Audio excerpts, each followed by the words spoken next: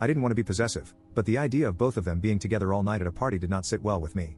After we got back to our apartment, I told her, a bit more firmly this time, that I'm not comfortable with her going to the party, especially with him there. She told me I was overreacting and shut down the conversation at that. I'm sure most of you can figure out where this is going. I went to the workshop, and she went to the party. It got to be around 2 a.m., and she hadn't gotten home, nor was she answering my calls. Naturally, I was incredibly worried. About an hour later, one of her friends called me and told me she was found unconscious at the party and had been driven to the hospital. It was said that she was severely snuggled by John against her will, and she had and still has traces of large bruises around her neck and other parts of her body, as well as scratches and gashes. After spending 2 days, including that night, at the hospital and talking with the police, I took her home. She told me John had slipped something in her drink and dragged her upstairs where it happened in one of the bedrooms. She was an absolute mess, she didn't want to go outside, she wasn't eating, and she had terrible nightmares. I did everything I could to comfort her through this process. I was devastated for her and hated to see her like this, but, and I know this makes me sound like a terrible person, I kind of told her this would happen. I just couldn't get the fact that I tried more than once to dissuade her from going to the party, specifically expressing my discomfort with her being with John, out of my head. I feel like I could have done more to protect her, and she should have listened to how I felt. Important side note, it turns out John is literally living garbage. After what happened, we both felt it was best to seek justice. There were substances in her system and all the physical indications of a struggle. We immediately filed a restraining order, and the police opened an investigation. Within a week after the news had gotten around, 2 other girls came forward with similar encounters with John, so the guy is basically a serial struggle snuggler. Cut to now, my girlfriend is still in no better shape than she was 2 weeks ago. She gets panic attacks out of nowhere, has lost about 15 pounds, and absolutely refuses to leave our apartment, even to seek therapy. I was committed to taking care of her and being there for her, but I got a call from one of my close friends, Sam, this morning. It was a long conversation, but it basically boiled down to him, as well as many others at the party that night, saw Sarah flirting with John throughout the beginning of the party.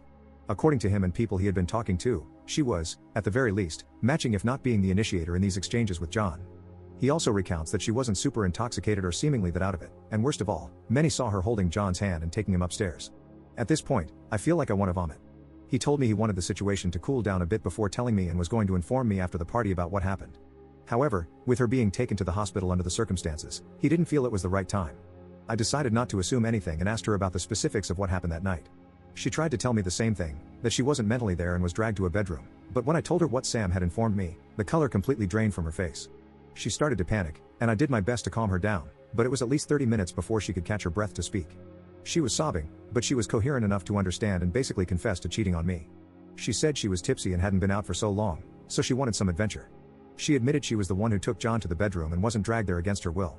She kept apologizing and saying it was a terrible mistake, and that nothing else was a lie, he did do it against her will. I believe the last part. As far as I can understand now, it was when they were in the bedroom fooling around that he slipped something to her that made her feel out of it, and then he forced himself on her. I don't know what to do anymore. I left to stay at Sam's for a couple of days. She was snuggled, but to me, everything before that indicated she was still intending to cheat and actively cheating on me. I am devastated, and I don't even want to look at her right now. She lost her job due to COVID, and I pay rent for the apartment where her name isn't on the lease and groceries. She has become completely emotionally dependent on me in the past few weeks. If I were to break up with her, she would have nowhere to go, and as much as I resent her, I don't want something terrible happening to her. Please help, I don't know what to do. Update 1. Oh boy, I wish I could say things have gotten clearer in the past week, but honestly, it's been a total clusterflop, and it's only gotten worse. I spent a few days at Sam's, reaching out to friends, trying to get a clearer picture of what happened that night before going back to talk to Sarah. I got told the same story multiple times, that she was the one who started flirting with John and led him upstairs. I should say right now, in my first conversation with Sarah confronting her, she didn't explicitly say she had intended to sleep with him that night, she just confirmed she took him upstairs. She was basically having a panic attack throughout the entire conversation, so I had a hard time pushing for clarity. By this point, in my heart, I was trying to find any excuse at all for her to save our relationship, but my mind was telling me that the relationship was over, at least for the time being. Despite my obvious grief in losing a 2-year relationship, I decided I'd be willing to let her stay in my apartment rent-free, at least until the end of October to sort out other living arrangements and for support. It turns out that for about a year now, she started doing harder substances at parties when I'm not there, and her girls' nights out were often just her and some from our social circle, John included, going to a friend's apartment to take said substances. I was shocked, to say the least, and I didn't even know what to think at that moment. I just tried to ask her more about what happened on the night she was snuggled and if she was intending on cheating on me that night. She comes clean and tells me she did lead John upstairs, but swears she wasn't trying to sleep with him or anything, she just wanted substances. He told her it was one thing, but it ended up being something else. She told me he immediately started coming on to her, and she tried to fight him off, but she felt too weak to fight back. After consoling her for a while, I asked her about her relationship with John and what it was really like before, and if they did anything together prior to what happened that night.